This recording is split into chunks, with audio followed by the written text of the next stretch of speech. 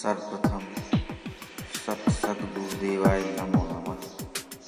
साहेब बंधवी सतनाम सभी साधु संत समाज सभी भक्त आत्माओं को परमात्मा के प्रिय अनुयायी परमात्मा के जानने वालों सत्य के साधक जन आप सभी से हमारा यही अनुरोध है कि जाने अनजाने इस वीडियो में हमसे कोई शब्द गलत निकल जाता है तो उसके लिए आप क्षमा करें। मित्रों, आज की इस वीडियो में हम आपको ले चलते हैं साहिब के कहे गए बताए गए मार्ग पे कि आखिर सत्यता क्या है, सत्य क्या है, असत्य क्या है। और इस वीडियो के माध्यम से मन की और शरीर की और आत्मा की इन तीनों के भेद के बारे में छोटी सी जानकारी आप तक पहुंचाना चाहते हैं, जिससे आपको यह ज्ञात हो कि मन और शरीर एवं आत्मा ये कौन है, इनमें से हम कौन हैं। हम जानेंगे कि हम कौन हैं। हमें अपने आप को जानना है कि हम शरीर हैं या हम आत्मा हैं या हम जीव हैं या हम मन हैं। आखिर हम कौन हैं, इस विषय में आपको कुछ बातें बतलाई जाएंगी, समझाई जाएंगी साहिब के आदेशानुसार। भाइयों, हमारे कहने मात्र से या कोई अन्य किसी अन्य के कहने मात्र से आपको स्थगित नहीं हो जाना है, निर्णय नहीं ले लेना है। इसके पहले आपको स्वयं अपने विवेक का यूज करना पड़ेगा, अपने विवेक को लगाना होगा, समझना होगा। क्योंकि साहब कहते हैं कि नीर झीर का करई निवेरा कहीं कबीर सोई जन मेरा। अर्थात जो नीर झीर का सत्य असत्य का पता लगा लेगा, जड़ चेतन का पता लगा लेगा, वही हंस मेरा है। और बाकी सब भक्ति सारी संसार ही कर रही है। सभी परमात्मा की प्राप्ति के स्थान पर लगे हुए हैं। परमात्मा को पाने के लिए सभी अपने अपने कर्म करते हैं। कोई पत्थर पूजता है, कोई तीर्थ करता है, कोई चेतन पूजता है, कोई जड़ पूजता है, कोई कैलेंडर पूजता है, कोई टीला पूजता। अर्थात सभी किसी न किसी रूप में कहीं न कहीं उस परमात्मा की प्राप्ति के लिए बैठे। तो चलते हैं मित्रों, आज जानते हैं सर ने कहा है कि हे बंदे, मैं तो शरीर नहीं हूं और ना तू शरीर है, ना तू मन है। अर्थात तू मेरा ही रूप है, मेरे से ही तू अलग होकर के एक स्थान से दूसरे स्थान पर चला गया है और तू अपने स्थान को भूल गया है, अपने रूप को भूल गया है। भाइयों, हम एक ना तो मन है और ना ही शरीर है। ये दोनों नाशवान है, ये दोनों क्षर है। शरीर भी क्षर है और मन भी क्षर है, ये नाशवान हो जाता है। और पैदा कौन किसको करता है? शरीर को पैदा करने वाला मन है। शरीर को पैदा करने वाला मन के द्वारा ही शरीर से शरीर पैदा होती है और शरीर से और जीव से ये मन पैदा होता है। कैसे? जैसे कि आप रत क्रिया कोई जब कर्म होता है तो मन के द्वारा ही होता है। इस प्रकार शरीर से शरीर की उत्पत्ति होती है। और मन, साहब कहते हैं कि मन को मार गगन चढ़ जाओ, तो मन को मारा जा सकता है, उसको जिसने पैदा किया है वही मार सकता है। यानी कि तुम ही उस मन को मार सकते हो, परंतु तुम हो कौन? भाइयों, तुम ही जीव हो, हम जीव हैं और मन अलग है, यह तन अलग है। ना हम मन है ना ये तन है, हम इन दोनों से अलग एक जीव रूप में है। जैसे कि हमने कहा, जैसे बहुत से लोग आपको कह देते हैं, बताते हैं कि तुम शरीर हो। अगर हम शरीर हैं तो भाइयों, जैसे किसी पर कोई प्रहार हुआ, चोट हुई कहीं पर, जैसे हम छोटी सी व्याख्या में मान लेते हैं कि हमको किसी ने या आपको किसी ने मारा हाथ पे, तो आपसे पूछा गया कि आपको कहाँ लगा, तो जैसे आपके हाथ पर लगा तो आप कहेंगे कि वो हमारे हाथ पे लगा। हमारे नहीं लगा, हमारे हाथ पे लगा। जैसे किसी ने चोट मारी पैर पर, चोट पर ही मत जाइए, कोई भी ऐसी चीज़, कोई पीड़ा हो सकती है, कुछ भी हो सकता है। हमने एक उदाहरण के लिए रखा है चोट का सामना। तो भाइयों, जैसे हमने कहा पैर में कोई चोट लगी, तो आपने कहा कि ये कहाँ लगी, हमने कहा ये पूछा, या किसी और ने पूछा कि ये कहाँ लगी चोट, तो आपने कहा हमारे पैर में। भाइयों, आपने ये नहीं कहा कि हमारे लगी, अर्थात इनमें हम और हमारे वस्तु में फर्क है।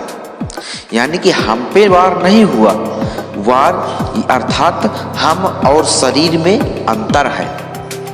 इस हाथ पैर शरीर से ही 5 तत्वों से ये शरीर तैयार होती है, और ये नहीं है। अर्थात ये मेरा हाथ है, ये मेरा पैर है, ये मेरी आँख है, ये मेरी नाक है, ये मेरा सर है। अर्थात हम शरीर नहीं हैं, हम शरीर से अलग हैं। ये तो मेरा लगा हुआ है, यानी कि मेरा शरीर है, ये मेरा शरीर है, मेरा हाथ है, मेरा पैर है, मेरा आँख है। अर्थात हम शरीर नहीं है। तो इसलिए आप समझिए कि हम शरीर नहीं है। आशा करते हैं कि आपको समझ में आई होगी कि हम शरीर नहीं है। अब और चलते हैं आगे मन की ओर। जैसे कहते हैं कि किसी वस्तु को पाने के लिए इच्छा होती है, जैसे हम भोजन को ही ले लीजिए। जैसे हम कहीं गए या कहीं पर घर पर थे, तो हमने कहा आज हमारा जलेबी खाने का मन करता है, आज हमारा जलेबी खाने का मन करता है, या आज हमारा भोजन करने का मन करता है, आज हमारा खाना खाने का मन नहीं करता है। अर्थात हमारा मन, हम नहीं है, हमारा मन, मतलब हम में और मन में फर्क है। हम मन भी नहीं है, हम में और मन में फर्क है। हम मन भी नहीं है और हम शरीर भी नहीं है। क्योंकि साहब आप खुद समझ लीजिए, किसी के बताने की जरूरत नहीं है। आप अपनी बुद्धि और विवेक से समझिए कि जब कहते हैं कि हमारा मन आज जलेबी खाने को होता है, हमारा मन है कि हम लखनऊ जाएं और बाजार जाएं, मतलब इस चीज़ में आप ये दर्शाना चाहते हैं हम कि हम और हमारा, यानी कि हमारा मन, हमारा शरीर, ये दोनों अलग है या कि एक एक है। भाइयों, ये दोनों अलग हैं और हम दोनों नहीं हैं। ना हम मन है और ना ही हम शरीर हैं। शरीर, हम एक जीव है, हम जीव अवस्था में हैं। और अपनी अवस्था को बदल जाने से, जब अपनी अवस्था बदल लेंगे तब उस परमात्मा सत्ता को प्राप्त हो जाएंगे। भाइयों, मैं इतना ज्ञानी नहीं हूँ, ना मुझ में इतना ज्ञान है कि आप लोगों को समझा सकूं। फिर भी कोशिश करता हूँ कि शायद आप भी मेरे आचरण पर आप भी आ जाएं, क्योंकि मैं भी अपनी मर्जी से नहीं करता, ना ही मैं इतना बड़ा ज्ञानी हूँ। ज्ञान आपको जो मिल रहा है ये भी किसी सतगुरु की कृपा से है, और धन्य है वो गुरु जो सारे संसार को एक झंडे तले लाना चाहते हैं। भाइयों, हम यही कहना चाहते हैं कि आप भी भेदी गुरु खोजें जिससे आपका कल्याण हो सके। परंतु संसार में गुरु तो अनेकों हैं, लेकिन आपको आत्मा का ज्ञान देने वाला नहीं मिलेगा। तो अपनी बुद्धि और विवेक से ही आप खोज करेंगे, क्योंकि साहब ने कहा है कि आपको ही खोजना है। किसको? गुरु खोजना है, परमात्मा को नहीं खोजना है। जब आपको सच्चा भेदी गुरु मिल जाएगा तो परमात्मा की प्राप्ति हो जाएगी। तो आप एक सच्चा भेदी गुरु खोजें। हम यही बताना चाहते थे कि मन और शरीर से आप अलग हैं, आप एक जीव अवस्था में हैं। हम ना तो मन है और ना ही शरीर है, हम जीव हैं, और जीव से ही यानी कि हमसे ही मन की उत्पत्ति होती है। साहब कहते हैं कि मन मर जाता है और फिर पैदा होता है, तो हम पैदा करने वाले ही मन को हैं, जैसे कि किस और मारने वाले ही हम ही मार सकते हैं अपने मन को, और कोई नहीं, क्योंकि हमने पैदा किया है। और मन को जैसे कहा कि साहब को मन को मार दो तभी जाके आप सफलता प्राप्त कर सकते हो, क्योंकि ये मन बड़ा चंचल है। ये मन ही ब्रह्म है जो आपको सत्य की ओर न ले जाकर असत्य की ओर ढकेलता रहता है। लेकिन जब आप मन को मार देंगे तो मन अगर आप नहीं पैदा करेंगे, आप नहीं मन नहीं उत्पत्ति करेंगे, यानी फिर मन तुम्हारा भटकेगा नहीं इधर उधर, क्योंकि उत्पत्ति करने वाले और मारने वाले तो आप ही हो।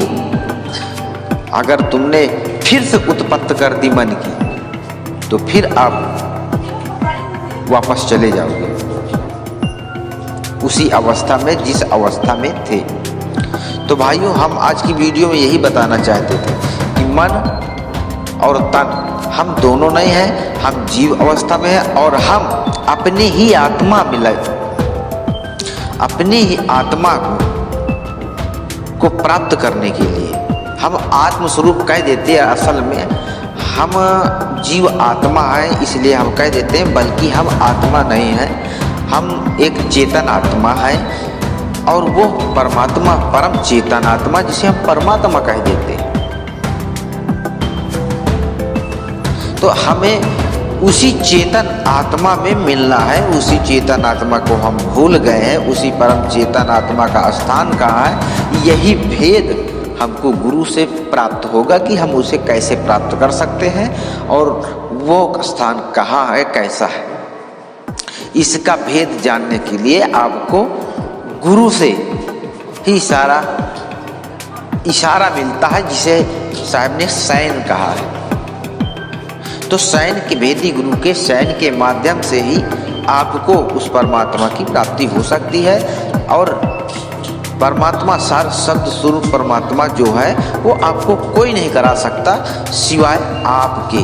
उसको प्राप्त करने के लिए आप ही सब कुछ है, आप ही करने वाले।